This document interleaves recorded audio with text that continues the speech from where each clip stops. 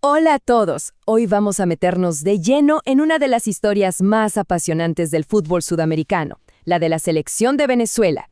Es que es una de esas historias clásicas, ¿saben? De un equipo que lucha contra todo, que busca su identidad y que persigue un sueño que une a todo un país. Y para arrancar, vamos con una pregunta que es clave para entender a este equipo. A ver, todos conocemos la bandera de Venezuela, amarillo, azul y rojo. Entonces, ¿por qué su selección juega de color vino tinto? Parece un detalle menor, pero la respuesta tiene, créanme, el alma misma del equipo. Muy bien, para entender de dónde sale todo, hay que empezar por el nombre, por el apodo. Y es que el origen de ese color tan famoso es, bueno, tan accidental como increíble. La palabra es vino tinto. Sí, técnicamente es un adjetivo, que significa color rojo vino o Borgoña. Pero en Venezuela, esa palabra es mucho, mucho más que un color. Es el apodo de todas sus selecciones. Y lo curioso es que nació de una historia de pura casualidad, que con el tiempo se transformó casi en un amuleto. A ver, escuchen esta historia porque es buenísima. Es 1938, su primer torneo internacional, los Juegos Centroamericanos y del Caribe. Y a los directivos se les olvidan los uniformes. Así como suena. Imaginen la escena, el pánico. En la desesperación, ¿qué hacen? Pues le piden ayuda a la Guardia Nacional Venezolana. Y ellos les prestaron sus uniformes. El color de la Guardia era ese Borgoña profundo, el vino tinto. La selección jugó con ese uniforme prestado y desde ese momento ese color se les pegó. Se convirtió en su identidad para siempre. Todo por un olvido.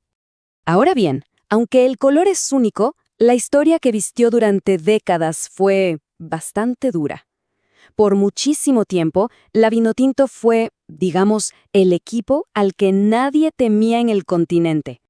Por años, pero de verdad, por muchísimos años, a Venezuela se le conoció como la Cenicienta del fútbol sudamericano. Y esto en la Conmebol, que es probablemente la confederación más competitiva del mundo. Eran, para ser sinceros, el equipo que todos querían enfrentar para sumar puntos fáciles. Y para que se hagan una idea de qué tan bajo llegaron en algún momento, solo hace falta un número: 11-0. Esa fue la paliza que les dio Argentina en 1975. Un resultado que dolió muchísimo y que por años simbolizó el punto más oscuro de su historia. Y aquí está el dato más fuerte, el que más pesa. De las 10 selecciones de Sudamérica, Venezuela es la única que nunca, jamás, ha jugado una Copa Mundial de la FIFA. Es una espinita que ha marcado a generaciones enteras de jugadores e hinchas. Y si lo vemos a nivel mundial, el dato es todavía más impactante. No solo es la única de la Conmebol sin ir a un mundial, sino que es la selección que más partidos de eliminatorias ha jugado en toda la historia del fútbol. 175, sin lograr clasificar. Supera incluso a Luxemburgo. Es una estadística brutal. Pero claro, todo empezó a cambiar. Y esta frase de Jorge Fossati, un técnico rival, lo resume todo a la perfección. Él dijo: hace mucho Venezuela dejó de ser la Cenicienta. Y tenía razón. El respeto se lo empezaron a ganar en la cancha. Esa era de ser el rival fácil se había terminado. Es que de hecho, se puede ver la historia en dos momentos muy claros. Por un lado, ese punto bajísimo, el 11-0 contra Argentina. Y por el otro, el punto de quiebre, el día que todo cambió, el centenariazo. Una victoria increíble, 3-0, contra Uruguay en su casa, en el mítico Estadio Centenario de Montevideo, en 2004. Esa noche, el mundo del fútbol dijo: ojo, algo está pasando con Venezuela. Y ese cambio se ve clarísimo en esta línea de tiempo. Miren, si en 1998 tocaron fondo en el puesto 129 del ranking FIFA, para el 2001 ya estaban haciendo historia con su primera victoria de visita en eliminatorias. Luego, el gran salto en 2011, con ese cuarto lugar en la Copa América que fue espectacular. Y de ahí para arriba hasta llegar a su mejor ranking histórico en 2019, el puesto 25. Un ascenso que costó, pero que fue constante. Por supuesto, esta transformación no fue magia. Estuvo impulsada por una generación de futbolistas que se rompieron el lomo y se convirtieron en auténticas leyendas.